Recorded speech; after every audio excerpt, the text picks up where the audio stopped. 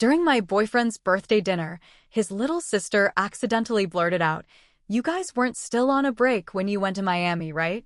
He choked on his drink. I just laughed. 2 days later, he got a calendar invite from me titled "Belated Birthday Surprise." Attached were his photos from Miami, sent from my alternate Instagram account. So this happened last month. I, 28 female, had been with my boyfriend Kevin, 29 male, for 3 years. We lived together in a small 2-bedroom in Warwick, Rhode Island. Nothing fancy, but we made it feel like home. I handled most of the bills and grocery shopping, and he worked long hours at a tech startup in Providence. We had our ups and downs, but I really thought we were solid. About 3 months ago, we hit a rough patch. Nothing huge, just dumb arguments and feeling distant. One night, after a stupid fight over laundry, he suggested we take a short break to get our heads straight. I didn't love the idea, but I agreed. We didn't define it. No rules, no end date. Just space. That was my first mistake.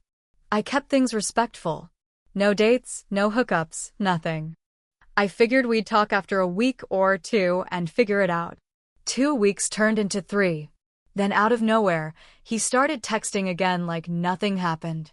He said he missed me, wanted to come home, that the time apart helped him realize what he really wanted. I let him come back. He brought flowers and was super sweet for a few days. Things felt okay. He apologized for the distance and promised to be more present. I wanted to believe him. I really did. Fast forward to his birthday. I planned a dinner at his favorite Italian spot in Newport. His parents came, his sister Lucy, 17, and a couple of close friends. It was supposed to be special. I even paid for everything without telling him.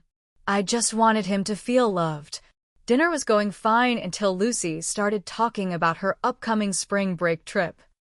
She was sitting across from me, going on about how her friend's cousin might drive them down to South Carolina. Then she said something that flipped everything. She leaned toward Kevin and went, "So wait, you guys weren't still on a break when you went to Miami, right?" I swear the whole table froze. Kevin was mid-sip. He choked hard, coughing into his sleeve, turning red. His mom reached over to pat his back. His dad just raised an eyebrow. Everyone turned to Lucy, who looked totally confused by the silence. She blinked and said, "What? You told me you and Liv were on a break when you went there with that girl." Her voice trailed off. Her face turned pale. Then she whispered, "Oh my God." Kevin got up and went to the bathroom. Didn't even look at me. The rest of the table sat in this awkward silence. His mom tried to change the subject. I smiled. Just sat there, holding my wine glass, feeling everything inside me start to shift. I didn't say anything to him that night. I even stayed the night. I let him sleep next to me like nothing happened. But I knew exactly what to do. What he didn't know was that 2 weeks earlier, I already suspected something. I found a receipt from a hotel in Miami tucked into one of his hoodies, dated during our break. But when I asked him about it, he brushed it off. Said it was old. A friend's trip. Nothing to worry about. So I created a second Instagram account. A fake one, using a few pictures of a girl I found from out west. I followed people he followed. He never noticed. I started tracking who he tagged and where. I used one of those sites that scrapes tagged photos. And sure enough, there she was. Same girl in at least 5 pictures from a trip 2 weeks into our break. He never posted them, but she did. Sunsets on the beach.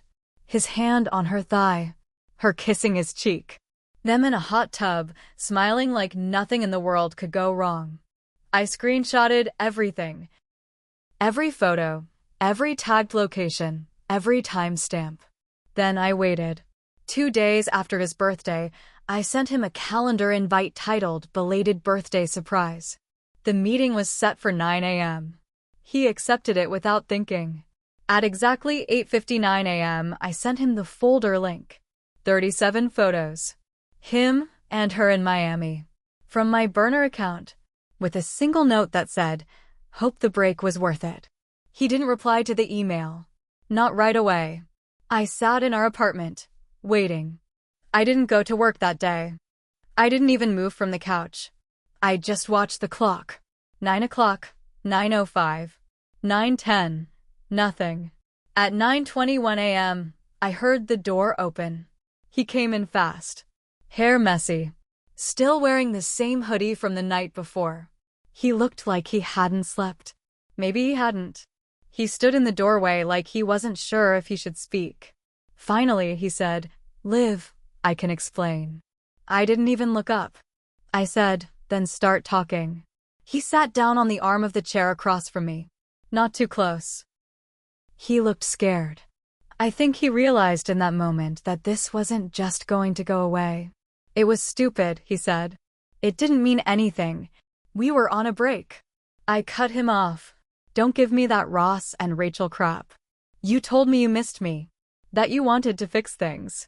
Meanwhile, you're cuddling up in a pool with some girl I've never even heard of." He was quiet. I stood up and walked to the kitchen, mostly to get space between us. My hands were shaking. I opened the fridge even though I wasn't hungry. He followed me in. "I didn't sleep with her, if that makes a difference," he said. I laughed. "It was cold. You think that's the part one care about? You lied. For months. You let me plan your birthday. You let me pay for it. While you were hiding this." He said nothing. "You know what hurts the most?" I said, "You had every chance to come clean. Even after the trip. Even after you came back. But you chose to let me keep believing we were okay." He leaned against the counter and whispered, "I didn't want to lose you." I stared at him. "You already did." That night, I packed a bag and went to my sister's place. I didn't say goodbye. I didn't even tell him I was leaving. I just left the apartment key on the counter. But the story doesn't end there. Because about a week later, the girl from Miami messaged me. From her real account. Her name was Tasha. She said she saw my burner account following her and figured out something wasn't right. She apologized, said she didn't know Kevin had a girlfriend. He told her we'd been broken up for a while. That I moved out. That he was just processing things. She seemed pissed. She told me he ghosted her after the trip, too. Just stopped replying to her messages and blocked her on everything. That's when I got an idea. I messaged her back. I told her the whole truth. Then I asked if she wanted to help me finish what he started. And she said yes. Tasha and I started talking more after that. Not just about Kevin, but everything. Turns out she was sharp, smarter than he probably ever gave her credit for. She worked in digital marketing and had a knack for digging things up online. Together, we started going through every piece of his social media, emails, old comments, even Venmo transactions. It didn't take long to figure out that Miami wasn't the only trip. There was Chicago in January. A guy's trip that he swore was all business. But Tasha found tagged photos from a girl named Ray. Different girl. Same pattern. Same fake charm. It hit me then, he didn't just make a mistake. He made a habit out of this. Meanwhile, Kevin kept trying to reach out. At first it was texts. Then long emails with subject lines like, "Please read this." I ignored them all. But he didn't stop. He showed up outside my sister's place once. Just stood by his car, waiting. I didn't go out. My brother-in-law told him to leave before he called the cops. But here's where it got messy. Tasha told me she still had access to Kevin's private Dropbox account.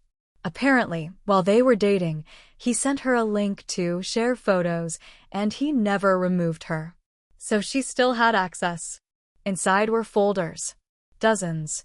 Each one labeled by city names, months, initials. It was a damn trophy case. I'll spare the worst of it, but there were videos. Voice notes. Screenshots of conversations with women he probably didn't even remember. He kept everything. Like it meant something to him. Like each lie, each betrayal, was something to look back on. I was numb. Furious, but numb. Tasha said, "You sure you want to keep going?" I said, "Yeah. We're just getting started." So we built a second burner account. This time under his name. Not his real one, an old nickname he used in high school. We made it look real. Photos, posts, followers. Then we started posting his collection. Not all of it. Just enough. No faces, just clues. Screenshots of him lying. The same recycled lines. Locations. Within a week, it started catching fire. Women started messaging the account. A few were confused. Most were angry. One even posted a TikTok about her experience with him. It got over 80,000 views in 3 days. She didn't mention his name, but she didn't have to. People connected the dots. Kevin's world started falling apart. He lost a few clients at work. A friend of his reached out to me, asking if someone was trying to ruin his life. I didn't respond. Then his mom called me. Yeah, his mom. She said she was heartbroken and didn't know who to believe. She asked me if it was true. If Kevin had done all those things. I told her everything. Every last bit. She cried on the phone. 2 days later, Kevin sent me one final message. A picture of the burner account and 4 words. Why are you doing this? I didn't answer. Instead, I sent him a video file. One I had found in the Dropbox. One of him talking to the camera, bragging about having options and how he'd always land on his feet. I added a caption, because you deserve it. And Tasha? She's helping me build something now. A site. A blog. A space for women to share stories like mine. Like hers. This isn't just revenge anymore. It's exposure. And we're just getting started. A month later, the blog went live. We called it the Pattern Project. It wasn't fancy. Just a clean site with a black and white theme and a message right on the homepage. If he told you he was single, if he said it was over, if he said you were different, this is for you. We added submission forms. Shared a few stories, some ours, some from women who messaged us after the burner account went viral. Within 2 weeks, we had over 100 stories. Different men.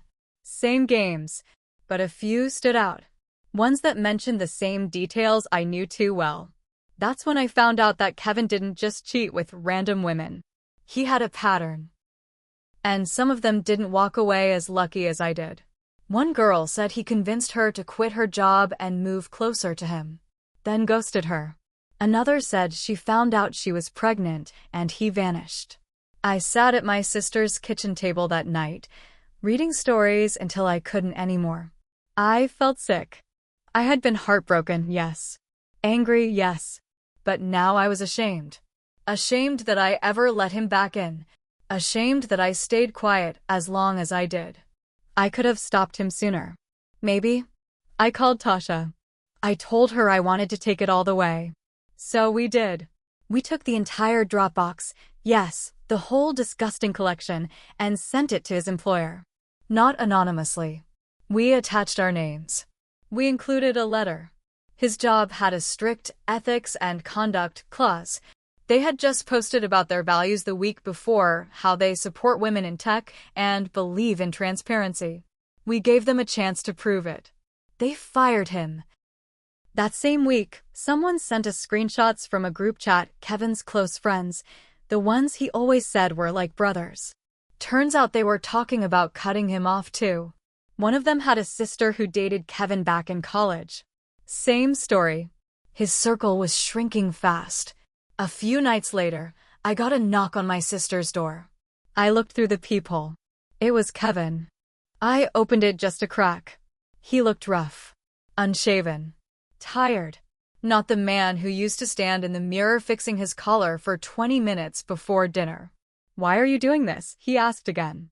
Same question. Same tone. I opened the door wider and said, "You asked me that already." He shook his head. "You don't get it. I lost everything." I stepped outside, shutting the door behind me. "No," I said. "You didn't lose it. You gave it away. Piece by piece.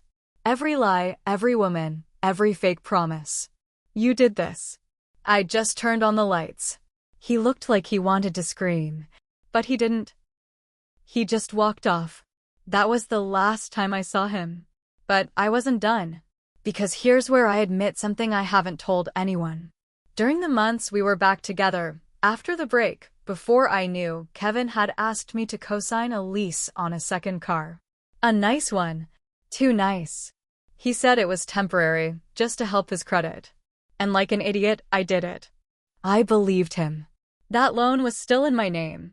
So I called the dealership.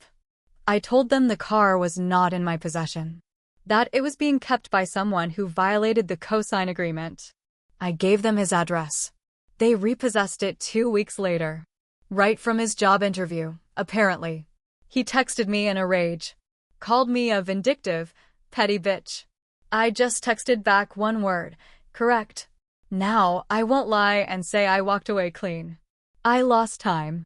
I lost trust. I questioned everything I thought I knew about myself and love.